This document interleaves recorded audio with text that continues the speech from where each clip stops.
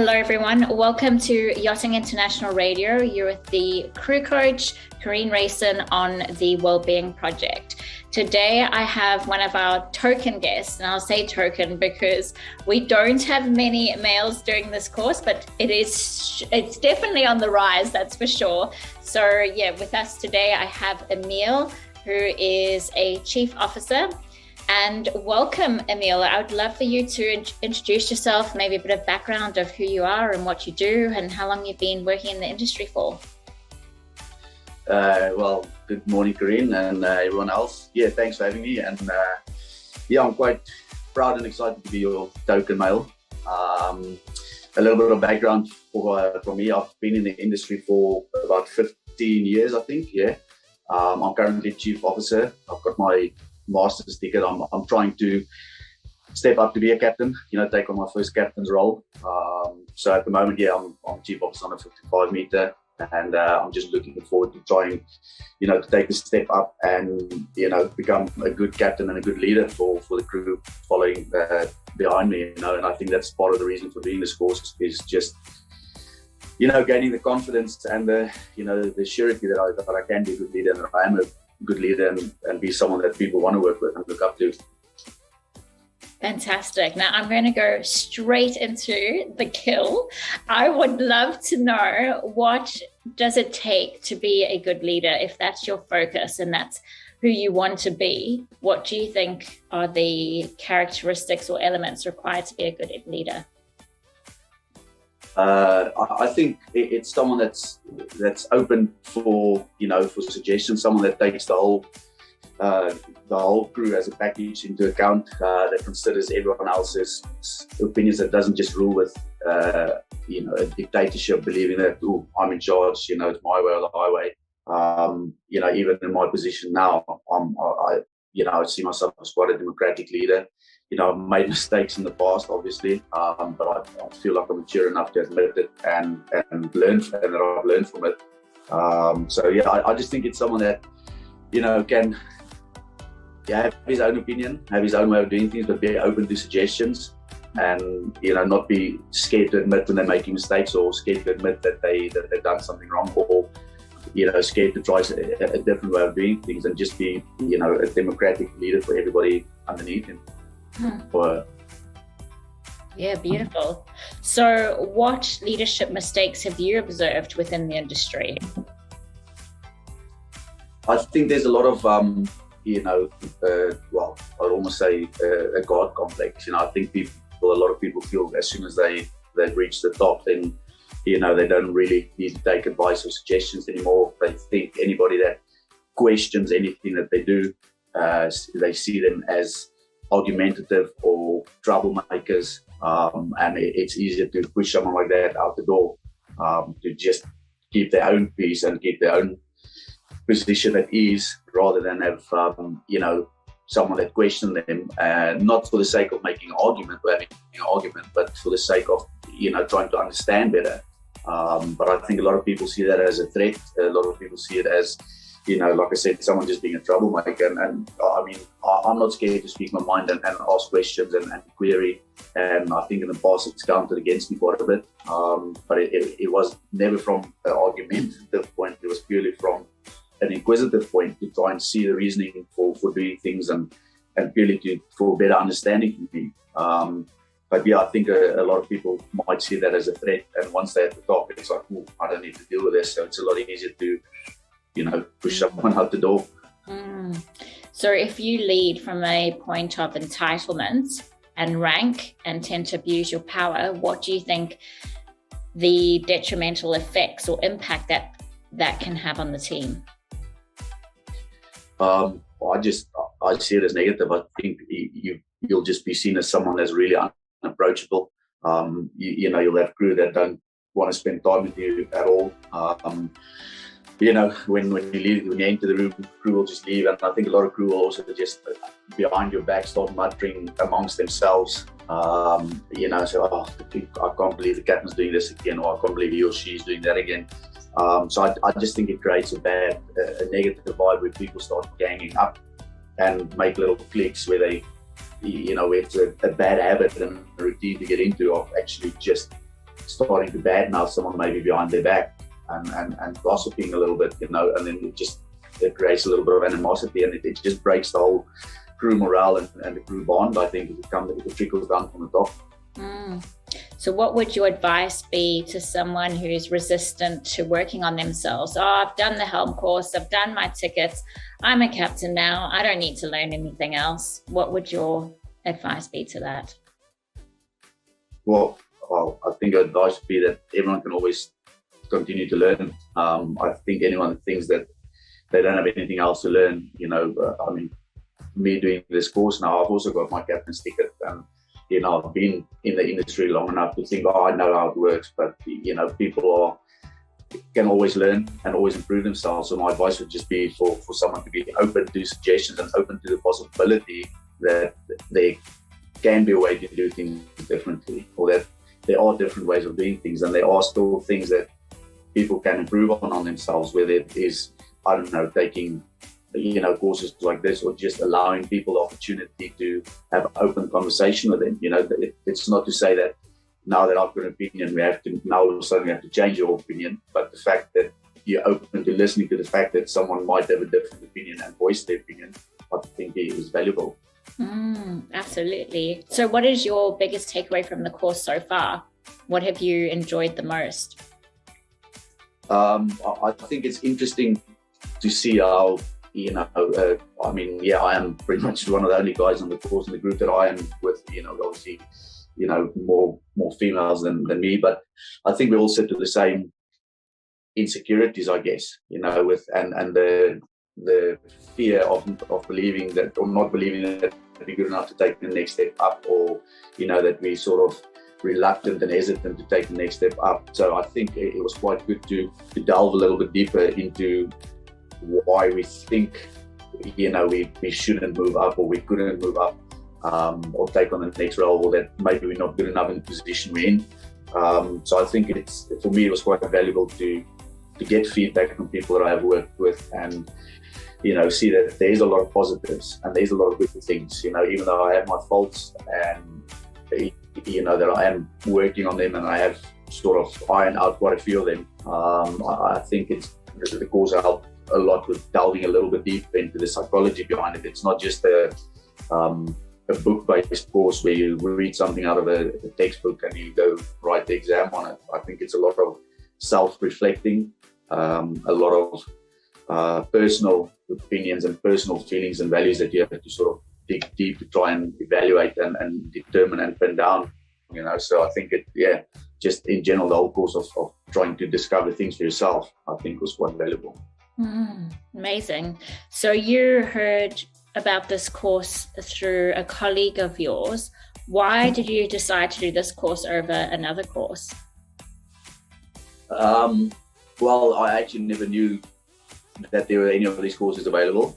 And then, my colleague, she said that she did the one with you, and she spoke very highly of you and the way you run it, and the course and the content and all that.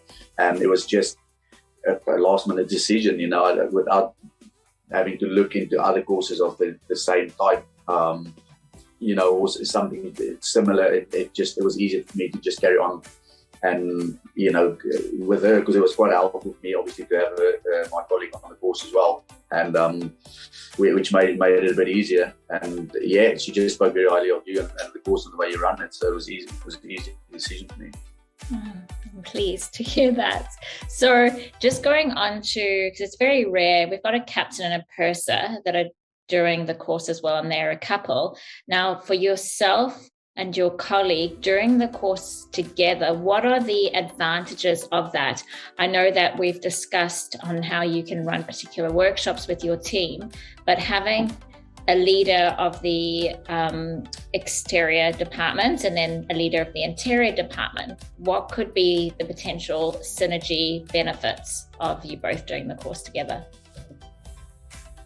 Well, I think, ultimately for all of us working in yachting, hopefully we all are working towards the same goal. I think for me, obviously with my colleague, we both have the same ideas and the values of how we want to try and run the team and how we would like to see the boat run and manage and all that. So for us, it was logical to to do it together or beneficial, because we're trying to streamline everything on the boat, and we're trying to, within our departments, have unity within our department, but also on the whole boat. And I think doing it together with someone on the boat, that clearly has the same ideas and values and sort of end project in mind or end goal in mind, was very easy and very helpful, because like I said, we're all at the end of the day just trying to create an environment where everyone enjoys working in and everybody wants to be in, and at least we working and striving for the same thing. So I think if you have someone that's got complete polar opposite ideas of how things should be done, obviously it can detract from the end goal and from the whole crew environment and the feeling that you want to try and create on board. And I think it's probably one of the big reasons why we've got a real tight group of crew on board. We've got a real family feel, and I think it's partly due to the fact that we obviously are striving towards the same goal. So yeah, I think for departments on board, I think it's useful for from everybody from a department to do it in order to basically just work towards the same goal, and streamline the whole process in creating a good team atmosphere on board. Yeah, consistency. Yeah. Okay, last question for you. This is a 3-month course. It is not an easy course. As you said, it requires a lot of deep reflections and time management. Certainly, you are a very busy man with not only your responsibilities, but leading a team. How do you make time to do this course is the first question. And for someone who may be thinking about doing a leadership course, and there's an option of doing, say, a 5-day course or a 2-day course, and getting the same qualification at the end versus doing a 3-month course, what are your thoughts around that? Because it's far easier just to do the short course, a ticket flick, and get the certificate than going the long yards like you're doing and putting all your blood, sweat, and potentially tears into it, and getting the results that you're getting at the moment. Well, first of all, I'd like to say there hasn't been any tears yet, so that's good.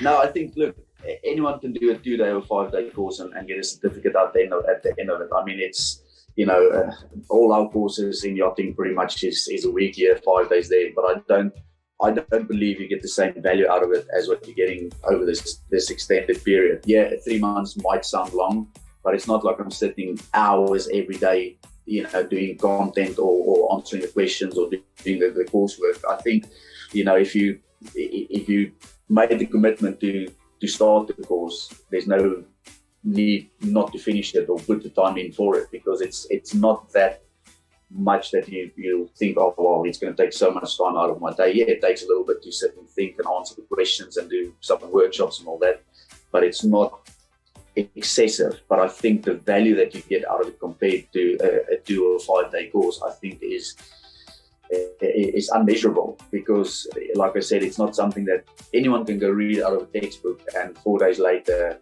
go pass an exam. I mean, I'm not good with maths at all, and I passed my stability out of a textbook because I remembered formulas. But that's not the point of really doing this course. This course is, something that, it's stuff that you'll implement in your daily life. It's something that you'll implement not just as a captain or as a chief steward or chief engineer or whatever it may be, but it's stuff that you can implement in your daily life and just your general interactions with people. So I think the value in the 3-month course is just the amount of work that you'll get out of it and the amount of value that you'll get out of it in the long run, other than just doing a 5-day course. It's more than just, like I said, textbook stuff. It's personal stuff, and it's stuff that you can work on yourself as a human being, instead of just a captain or a head of a house or someone in a senior role. It's so true. Just listening to your peers in this course share their thoughts and feelings and the personal transformation that they've had in their even personal, intimate relationships with their partners, how they deal with conflict, how they understand conflict. And I know that you shared in our last session about your takeaway not to make assumptions. And I think that we don't have the time to pause and reflect on some of our behaviors and the impact that it can have. But you are certainly increasing your self-awareness by tenfold. And it's a very unique skill to be able to really harness your emotional intelligence. I think it's very, very powerful and impactful when you can do that. It takes more than just hard skills. Yeah, for sure. I mean, it's, there's so much to it, and I mean, I'm sure there's a lot more that you can even add onto it, but I think this is a really good foundation and a really good start-off point for people to actually sit back and think, oh, hang on, I actually enjoyed this bit of it, and actually then carry on and do further work themselves, even after the course, and then look at and try and do the same with, the crew that they work with, and even, like you say, with their partners and all that. So it's not just something that I think stops after 3 months. It's something that I think, well, if you want to, obviously, if it's your own, if that's the way you are, it's something that you can continue for extensively, until the end of time, just by continuing to develop yourself. Totally. And I think the beauty of this course, yes, it's an advanced leadership course, so not everyone can go on it, but you also have to be screened. And as we discussed in the course, if you don't have the emotional maturity to deal with going through a research inquiry and getting feedback, you are very unlikely to be able to get through the course. So yeah, you do have to have a particular skill set in order to get in. Yeah, no, I agree, because I think, just touching on the research inquiry that you just mentioned as well, I think a lot of people were hesitant, including myself, and thinking, well, I'm worried what the feedback's going to be. And, I know a lot of my strengths and weaknesses, and it was nice to see both sides actually being written down by people that I've worked with and are working with currently. But I do agree that there needs to be a bit of maturity there to be able to take the weaknesses as positive criticism and see it as, oh, okay, hang on, it's something I can work on, instead of being, well, hang on, that's not me, I don't agree with that, and that's all rubbish, I'm not going to deal with it, and just try and brush it under the carpet. I mean, that way I don't think you ever allow yourself to actually grow and develop if you're not willing or mature enough to take any criticism. No, and it's actually quite cowardly. Yeah, to be able to be vulnerable takes courage, and that's what all of you have done, which is absolutely phenomenal. So kudos to you.